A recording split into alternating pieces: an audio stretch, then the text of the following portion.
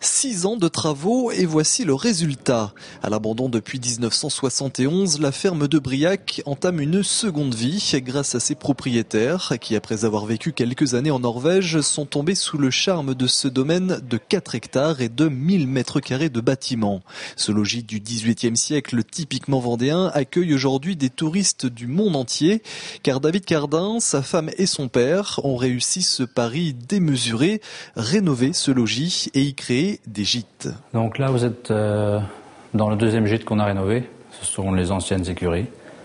Il y avait des mangeoires en bois le long des murs, des crèches en pierre, des boucles en fer bien sûr dans les murs pour attacher les vaches et les taureaux. Donc il a fallu enlever tout ça et puis refaire toutes les toitures.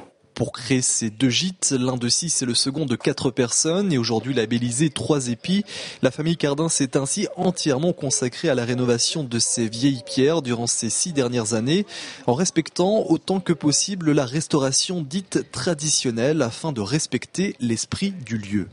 On aurait pu faire plus simple, mais ça n'aurait pas été si beau. On met du parpaing et puis ça va plus vite, mais non, c'était un choix. Ouais. Un choix récompensé non seulement par la beauté des lieux, mais aussi par une distinction remise dimanche par l'Association des maisons paysannes de France. La ferme de Briac a ainsi reçu le prix départemental du patrimoine rural. Chacun a son architecture propre et son patrimoine propre. Donc à nous de développer ce patrimoine en restaurant pour sauvegarder justement l'authenticité de la maison locale.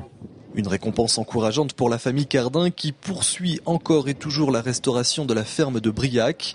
Après les gîtes, les propriétaires rénovent actuellement le bâtiment central qui doit devenir leur habitation d'ici quelques années.